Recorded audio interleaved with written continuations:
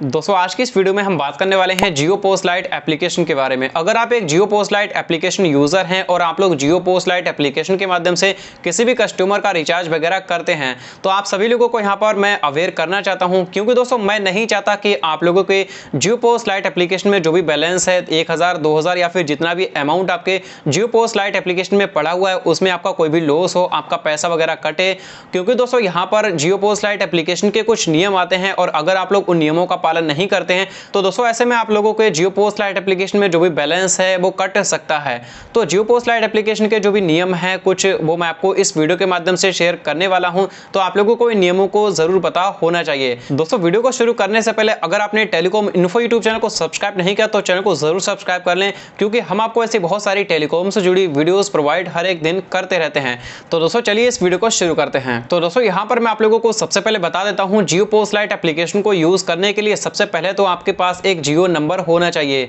यानी कि आपके पास जो भी नंबर है वो जियो कंपनी का होना चाहिए। और जिसके बाद ही आप लोग अपने जियो के नंबर को जियो पोस्ट लाइट एप्लीकेशन में लॉगिन करेंगे और इसके बाद ही आप लोग जियो पोस्ट लाइट एप्लीकेशन का यूज कर सकते हैं और किसी भी कस्टमर का रिचार्ज कर सकते हैं। लेकिन दोस्तों जब आप लोग जियो पोस्ट लाइट एप्लीकेशन को यूज करते हैं और इसके बाद आप लोग अपने नंबर को किसी भी दूसरे ऑपरेटर में पोर्ट करा लेते हैं, जैसे कि अगर आपका नंबर जो है इस समय जियो का है और आप लोग जियो पोस्ट लाइट एप्लीकेशन को यूज कर रहे हैं, आपके पैसे भी जियो पोस्ट लाइट में पड़े हुए हैं और ऐसे में आप जो है अपने नंबर को किसी भी दूसरे ऑपरेटर में, जैसे कि दोस्तों आप लोग जियो की कंपनी को छोड़ करके आप लोग किसी भी अदर ऑपरेटर जैसे कि एयरटेल, वोडाफोन, आइडिया या फिर बीएसएनएल के कंपनी में अपने सिम कार्ड को पोर्ट करा लेते हैं, तो ऐसे में आपके जियो पोस्ट लाइट एप्लीकेशन में जो भी आपका बैलेंस है, जो भी अमाउंट है, जितना भी आपका अमाउंट पड़ा हुआ होगा वो आपका अमाउंट जो है कट जाएगा। यानी कि आपने नंबर को किसी दूसरे ऑपरेटर में पोर्ट करा लिया, अब पोर्ट कराने के बाद आपकी जो सिम कार्ड है वो दूसरे ऑपरेटर में चालू हो गई। अब आपके जो जियो पोस्ट लाइट एप्लीकेशन है उसमें आप लोग दोबारा से आएंगे उस नंबर से लॉगिन करने के लिए, तो दोस्तों आप लोग अपने नंबर से जियो पोस्ट लाइट एप्लीकेशन में लॉगिन नहीं हो पाएंगे,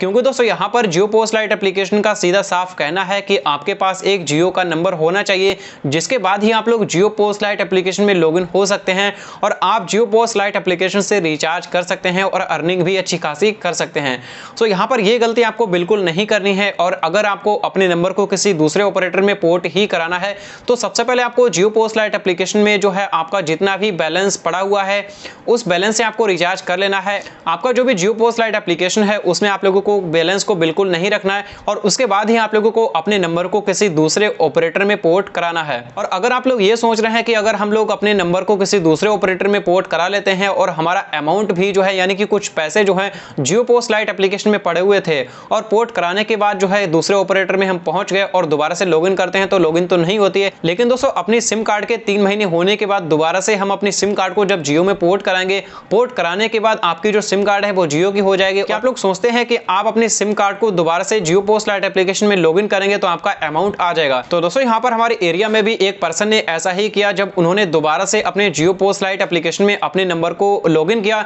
तो उनका जितना भी पहले का अमाउंट था वो अमाउंट नहीं आया, तो उन्हें फिर से वहां पर अमाउंट को ऐड करना पड़ा। यानी कि दोस्तों कहने का मतलब यह है दोबारा से आप लोग जियो पोस्ट लाइट एप्लीकेशन में आएंगे तो आपका जो पहले का बैलेंस होगा वो आपको देखने को नहीं मिलेगा। तो दोस्तों इसलिए अगर आप लोग अपने जियो के नंबर को किसी दूसरे ऑपरेटर में पोर्ट कराना चाहते हैं तो सबसे पहले आपको जियो पोस्ट लाइट एप्लीकेशन में जो भी बैलेंस है उससे रिचार्ज कर लेना है। इसके बाद ही आप लोगों को अपने नंबर को किसी दूसरे ऑपरेटर में पोर्ट कराना है। सो दोस्तों यही जियो पोस्ट लाइट एप्लीकेशन से रिलेटेड जानकारी आपके साथ शेयर करनी थी। फिलहाल आज की इस वीडियो में इतना ही, मिलते आने वाली ऐसी किसी टेलीकॉम से जुड़ी वीडियो के साथ।